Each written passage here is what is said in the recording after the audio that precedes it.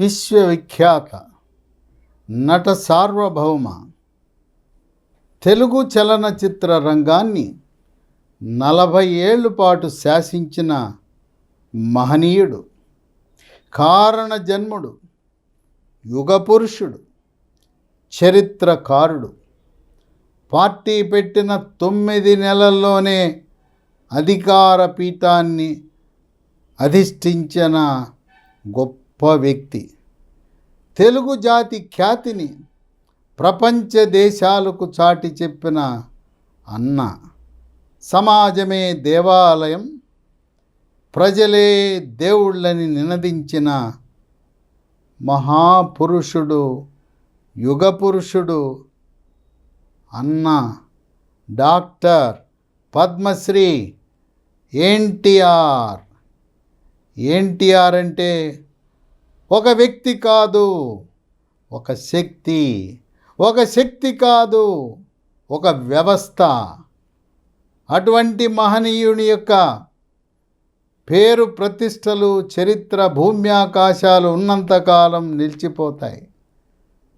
పేదవాడిని, అణగారిన బీసీ వర్గాలను రాజకీయంగా చైతన్యపరిచి వారిని శాసనసభ్యులుగా, పార్లమెంటు సభ్యులుగా, మంత్రులుగా తీర్చిదిద్దిన ఘనత ఎవరికి దక్కుతుందంటే అది అన్న ఎన్టీఆర్కే.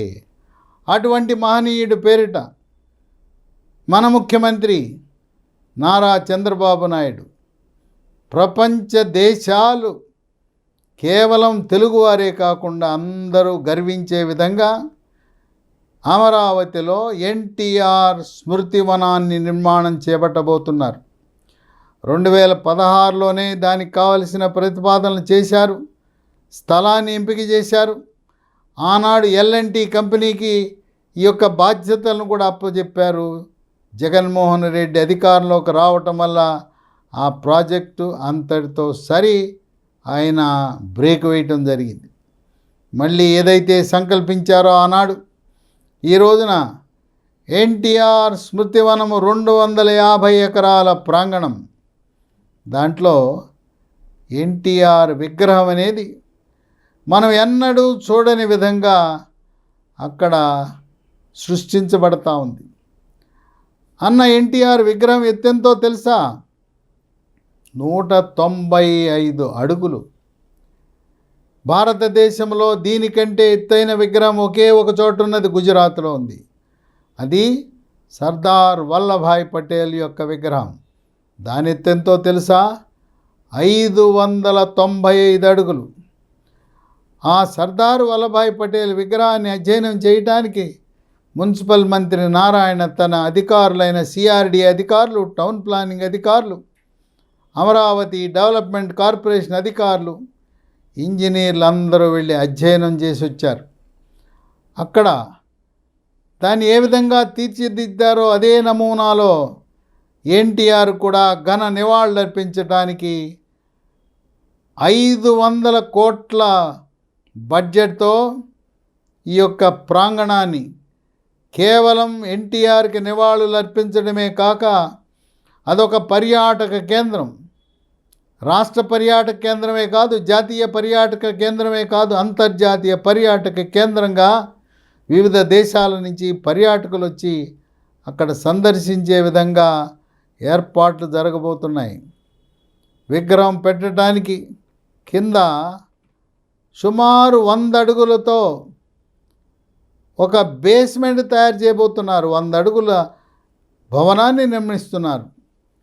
దాంట్లో 100 అడుగుల్లో 5 అంతస్తులు ఉంటాయి.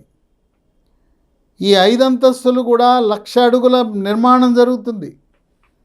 ఎన్టీఆర్ విగ్రహం కింద ఆ బేస్మెంట్లో రకరకాల ఐటమ్స్ని ఎన్టీఆర్ మ్యూజియం, మరి పిల్లల కొరకు ఎంటర్టైన్మెంట్, ఆర్ట్ గ్యాలరీ, తెలుగు సంస్కృతిని ప్రతిబింబించే విధముగా అక్కడ ప్రదర్శనలు.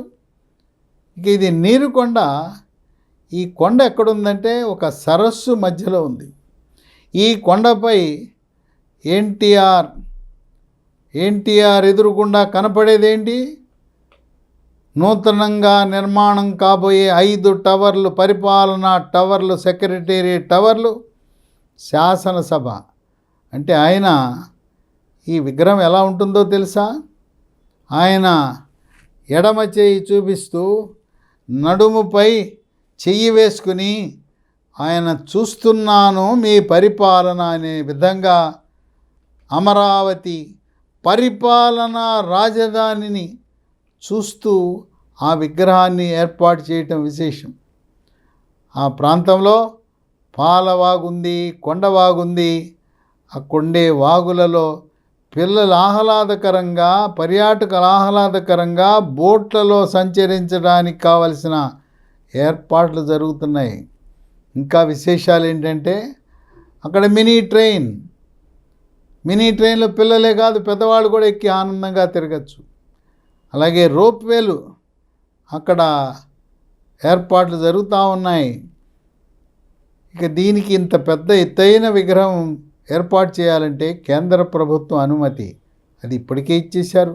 ఆనాడే 2016లోనే కేంద్ర ప్రభుత్వము దీన్ని నిర్మాణానికి కావలసిన ఏర్పాట్లు ఏదైతే L&T నిర్మాణ సంస్థ ఆనాడు ఈ పనులు చేపట్టడానికి అంగీకరించిందో మళ్ళీ వారికే ఈ యొక్క ప్రాజెక్టుని నిర్వహించే విధంగా ఏర్పాట్లు జరిగాయి.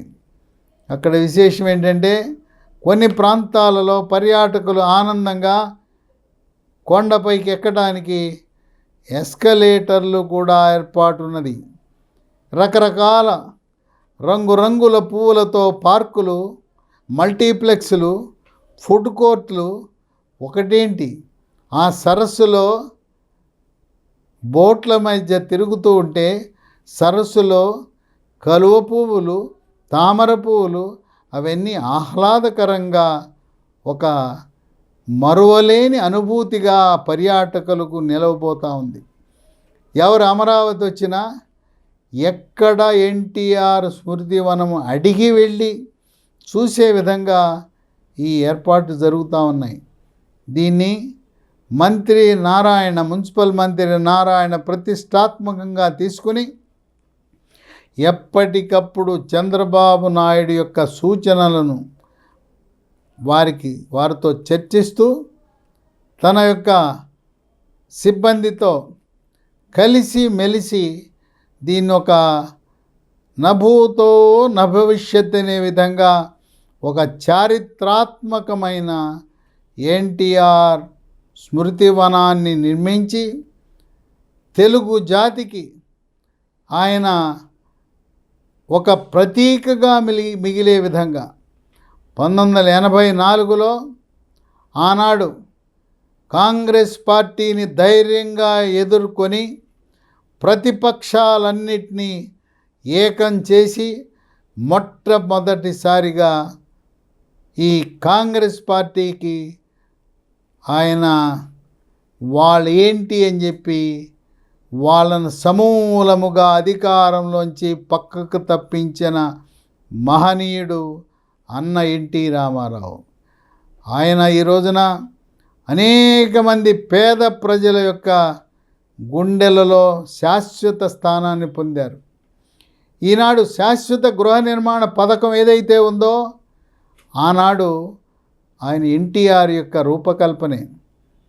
పార్టీ పెట్టినప్పుడు 1982లో పత్రికల వారు మీ పార్టీ మేనిఫెస్టో ఏంటి, ప్రణాళిక ఏంటంటే ఆయన ఒకటే చెప్పాడు, కూడు గూడు గుడ్డ. కూడు అనగా ₹2 కిలో బియ్యం పథకం ప్రవేశపెట్టింది భారతదేశంలో అన్న ఎన్టీఆర్. దాన్ని చూసి ఈ రోజున కొంత ముఖ్యమంత్రులు రూపాయికి ఇస్తున్నారు, మరి కేంద్రము ఉచితంగా ఇస్తున్నారు. అంటే ఆహార భద్రత పేదవారికి కల్పించాలనే ఆలోచన ఎప్పుడూ 45 ఏళ్ల క్రితం ఆయన అన్న ఎన్టీఆర్కి వచ్చింది. గూడు, శాశ్వత గృహ నిర్మాణ పథకం, గుడిసెలు ఉండకూడదు, తాటాకులు ఇళ్ళు కాలిపోతుంటే బాధపడుతూ, మరి వర్షం వచ్చినప్పుడు కారిపోతుంటే పేదవాళ్ళు దిక్కుతోచని పరిస్థితిలో ఉంటే భారతదేశంలోనే మొట్టమొదటిగా శాశ్వత గృహ నిర్మాణ పథకాన్ని అమలు చేసిన ఏకైక మొట్టమొదటి ముఖ్యమంత్రి ఎన్టీఆర్. అట్లాగే గుడ్డ. ఆ రోజుల్లో పేదవారికి ఒంటి మీద పూర్తిగా వస్త్రాలు కూడా ఉండేవి కాదు. ఆయన జనతా వస్త్రాలని చెప్పి ఒక పక్క చేనేత పరిశ్రమలను, చేనేత సోదరులను ప్రోత్సహించడానికి ఆప్కో ద్వారా, చేనేత సొసైటీల ద్వారా మహిళలకు జనతా చీరలు, అలాగే పురుషులకు పంచెలు పంచిపెట్టిన మహనీయుడు, చరిత్రకారుడు, యుగపురుషుడు, నభూతో నభవిష్యత్ అనే విధంగా తెలుగు జాతి ఖ్యాతిని ప్రపంచ దేశాలకు చాటి చెప్పిన ఆ యుగపురుషుడికి నిజమైన నివాళులే ఈనాడు చంద్రబాబు నాయుడు ఎన్టీఆర్ స్మృతివనము ద్వారా ప్రజలకు, దేశానికి ప్రధానమంత్రి మోదీ చేతుల మీదుగా ఈ యొక్క ఎన్టీఆర్ స్మృతివనానికి శంకుస్థాపన జరగటం అనేది ఒక విశేషమని రాజకీయ విశ్లేషకులు భావిస్తున్నారు.